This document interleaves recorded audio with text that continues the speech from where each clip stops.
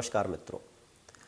हम संसार में आध्यात्म को व्यक्ति के व्यक्तित्व से, व्यक्तित्व के उठने बैठने की स्थिति से, उसके खान पान से मूल्यांकन व्यक्ति का करते हैं। अगर कोई व्यक्ति नॉनवेज खाता है तो हम कह देंगे ये तामसी है, कोई वेजिटेरियन खाता है, वीगन है, तो हम कहेंगे कि आध्यात्मिक है। हम उसके खान पान से, वो ज़्यादा खाता है, कम खाता है, ज़मीन में सोता है, पलंग पे सोता है, कैसे कपड़े पहनता है, इससे हम व्यक्ति की आध्यात्मिकता का निर्णय करते हैं, उसकी स्पिरिचुअलिटी को जज करते हैं कि कोई व्यक्ति आध्यात्मिक है या आध्यात्मिक नहीं है। लेकिन ऐसा नहीं है। आध्यात्म मन की अवस्था है, शरीर की अवस्था नहीं है।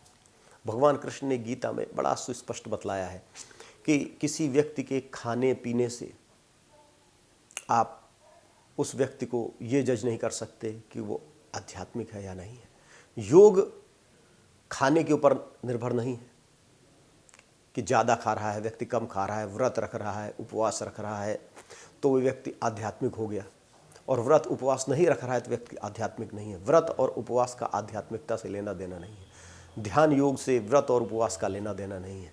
व्यक्ति ठीक ढंग से खाए, ठीक ढंग से रहे, ताकि वो ध्यान करने में समर्थ हो सके। भोजन के बारे में भगवान कृष्ण कहते हैं, न अति अश्नतः तु योगः अस्ति न च एकांतम अनश्नतः न च अति स्वप्नशीलस्य जागृतो नैव च अर्जुन।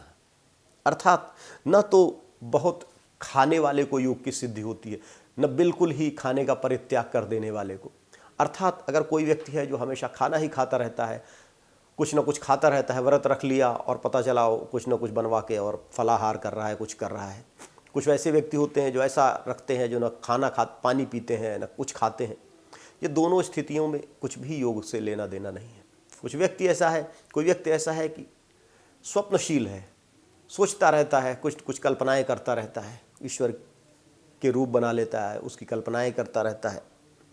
कुछ व्यक्ति ऐसे होते हैं जो बिल्कुल जागृत अवस्था में रहते हैं, कोई कल्पना नहीं करते, और हठ योगी होते हैं। जिद, हठ का मेरा तात्पर्य है जिद से है, जिद कर लेते हैं कि मैं सोऊंगा नहीं, जागरण करता रहूँगा, रात भर जगराता करता रहूँगा, जगता ही रहूँगा, रात भर नहीं सोऊंगा।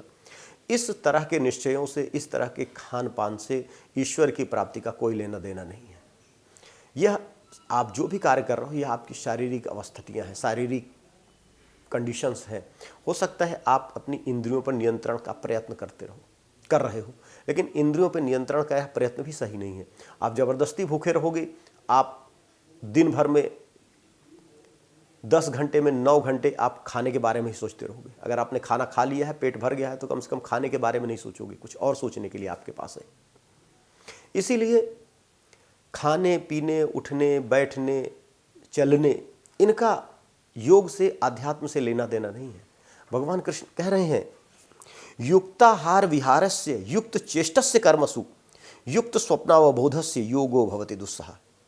अगर व्यक्ति ठीक से भोजन करेगा, युक्त आहार विहार, ठीक से एक्सरसाइज करेगा, अपना जीवन ठीक से चलेगा, तो योग उसके लिए बहुत सुगम हो जाएगा।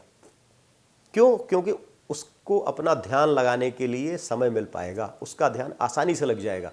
अगर आपका पेट भरा हुआ है, ठीक भोजन किया हुआ है आपने, न बहुत ज़्यादा न बहुत कम, ठीक से भोजन किया हुआ है, तो आप भगवान के चरणों में अपना ध्यान लगा सकते हो। नहीं तो अगर आपने भोजन नहीं किया तो आपका ध्यान भोजन की ओर जाएगा। बहुत ज़्यादा खा लिया है तो आप अजीर्ण हो जाएगा, स्वास्थ्य समस्याएं हो जाएंगी। इसलिए स्वस्थ रहना ज़रूरी है भगवान के चरणों में ध्यान लगाने के लिए। और हमें यह समझ लेना है कि हमें मूल को पकड़े रहना है। हम बाहर की चीज़ों में ज़्यादा आकृष्ट हो जाते हैं। हम भगवान की जब मूर्ति की पूजा करते हैं तो पूजा पाठ में, मूर्ति को नहलाने धुलाने में, उनका भजन करने में, उनके कपड़ों को बदलने में, इसमें हमारा ध्यान हम ज़्यादा केयर करते हैं। जबकि भगवान का ध्यान करने में हम बाद पीछे रह जाते हैं। हम पूजा भी करते रहते हैं तो हमारा ध्यान कहीं और रहता है, जबकि मूल ध्यान है। बाकी सारे उपक्रम ध्यान को लगाने के लिए किए जाते हैं, जबकि हम सारे उपकरणों पे ध्यान ज़्यादा देते हैं और ध्यान पे ध्यान जाता ही नहीं, और ध्यान कहीं पीछे रह जाता है। तो योग ध्यान है, वही ध्यान योग है जो भगवान की चरण में लगा है। जब भगवान के अलावा कुछ इसी और चीज़ का ध्यान न रहे, वही ध्यान है। बाकी भोजन करने पर, उठने बैठने पर, सोने पर, जगने पर, खाने पर कोई ध्यान देने की आवश्यकता नहीं है। ये आपके लिए सहकारी हो सकते हैं, थोड़े हो सकते हैं, लेकिन सबसे अच्छा है नियमित भोजन करिए, नियमित व्यायाम करिए और प्रभु का ध्यान करिए। ध्यान ही मुख्य है। हरि ओम तत्सत।